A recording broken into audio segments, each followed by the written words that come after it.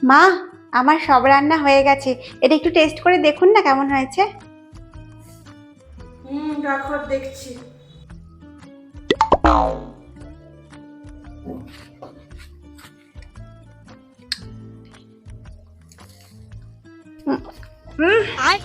তরকারিটা তো নুন হয়ে গেছে। মা তো কিছু বললো না। সরি মা, আমার ঘুম থেকে উঠতে একটু দেরি হয়ে গেল। ঠিক আছে, তুমি বাকি কাজগুলো সেরে ফেলো। মা, রাস্তায় অনেক ট্রাফিক ছিল, তাই ফিরতে একটু দেরি হয়ে গেল।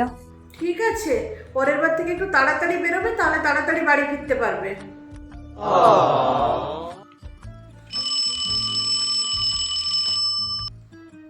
হ্যালো, হ্যাঁ দিদি বলুন, কেমন আছেন? হ্যাঁ দিদি, ভালো আছি। বলছি দিদি, মেয়ে আপনার ওখানে গিয়ে কোনো আপনাকে অসুবিধায় ফেলছে না তো? না না, ও ঠিক টাইমে ঘুম থেকে ওঠে আর আমার হাতে হাতে সমস্ত কাজবাজও করে। ধীরে ধীরে রান্না বান্নাও শিখছে আমার হাতে হাতে।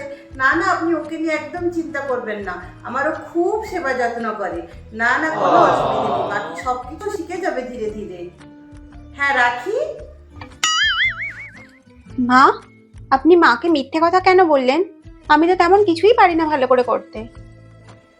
দেখো বৌমা, তুমি এখন এবাড়ির বউ, তুমি কি পারবে কি পারবে না সেটা তো তোমার মায়ের জানার দরকার নেই। আর তাছাড়া ঘরের কথা ঘরে থাকাই ভালো। তুমি এখন নতুন এসছো, অ্যাডজাস্ট করতে তোমার তো একটু সময় লাগবে। আমি হাতে হাতে তোমাকে সব কিছু শিখিয়ে দেবো। তুমি তোমার মেয়ের মতনই নাকি? বাকি যারা বৌমাদের নামে ঢাক পেটায়, ওদের সম্পর্ক কোনোদিনও ভালো হয় না। আমি চাই না তোমার আমার সম্পর্ক কোনোদিনও ওরকম হোক বলে। সত্যি মা, আপনি খুব ভালো মনের মানুষ। আমি অনেক ভাগ্য করে আপনার মতো শাশুড়ি পেয়েছি। অন্যের মেয়েকে নিজের করে নিতে সবাই কিন্তু পারে না। আপনার মতো শাশুড়ি যেন সবার ঘরে ঘরে হয়।